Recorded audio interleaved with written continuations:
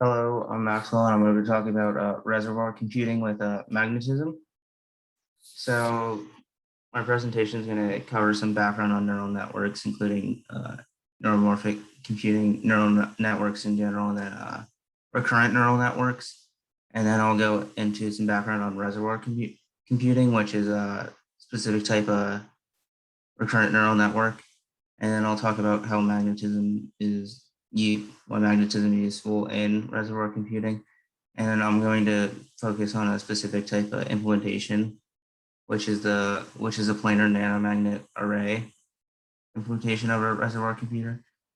And I'll go into an outlook on reservoir computing and why it's useful. Okay, so neuromorphic computing is just computing designed in a way to mimic the brain. So in implementation, and that means in a neural network, it has and in essence has a bunch of different nodes, and there's weights assigned to the nodes, and they're trained based on data.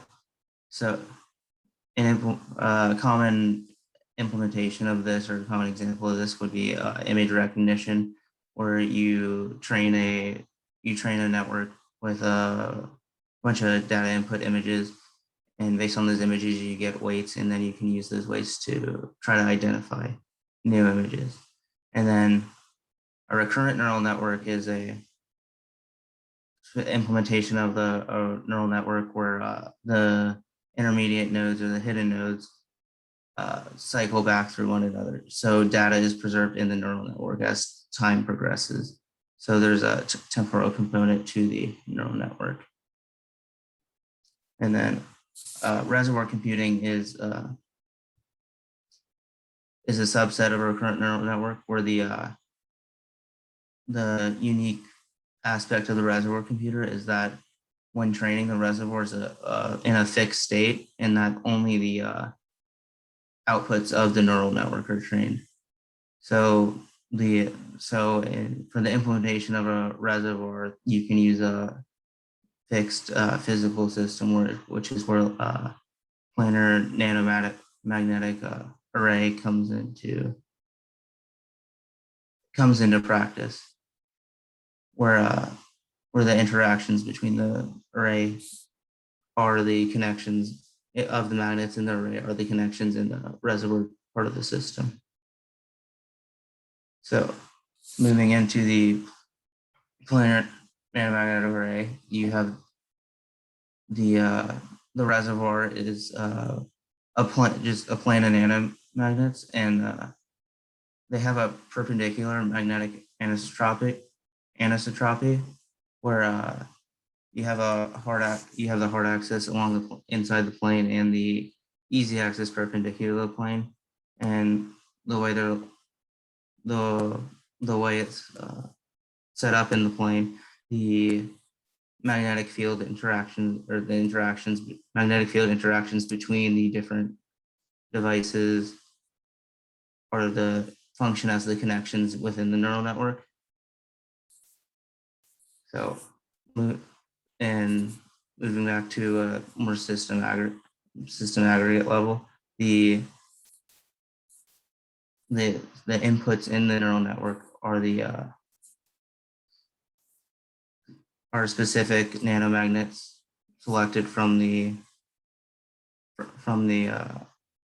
reservoir, or picked out from the reservoir, and those inputs are set using external magnetic fields to change the magnetization of the magnetic devices, or using methods such as a spin transfer torque in order to change the magnetization, which will influence the rest of the system.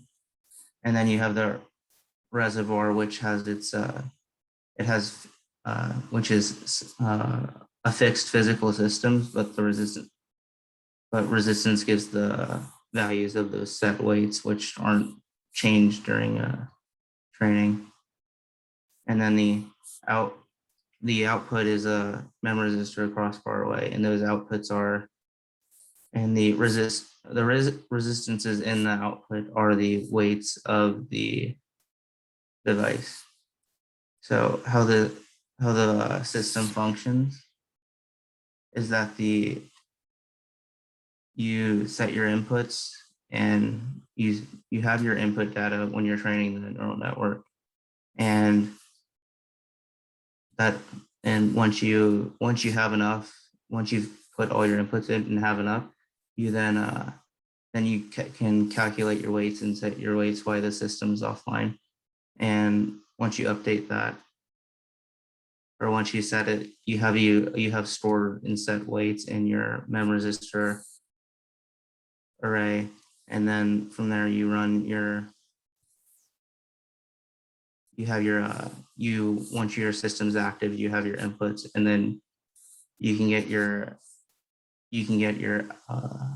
outputs once you set your inputs through the system, similar to how analogous to the image recognition example of the neural network implementation. And that and then reservoir computing is a unique case in that is that the neural network is a lot simpler than other cases, because the training of the neural network is restricted to the outputs. So one very useful application of the reservoir computing is that it's a neural network, but it's a lot lower cost and size, weight, and the amount of power required to implement it. Also, in using magnetism and using the magnetic devices for the implementation, you also get power, size, and weight efficiency gains compared to CMOS implementations of reservoir computers. Are there any questions? Thank you. Questions?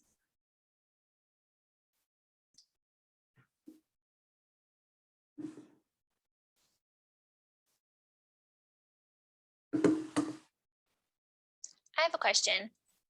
So can you explain more on how, if you use this type of reservoir with a random array of nanomagnets, how it's reconfigurable? It's how they're each magnetized relative to each other, which is what's reconfigurable?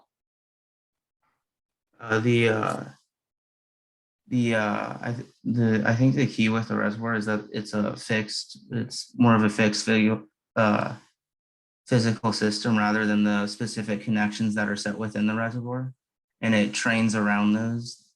Then because once you generate your plane of magnets, it's a set state. The positions and interactions, the distances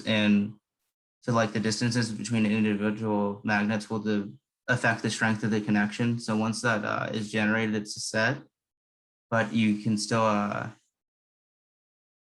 put your inputs in. But when you input into the system, the interactions still have an effect with their interactions with others, because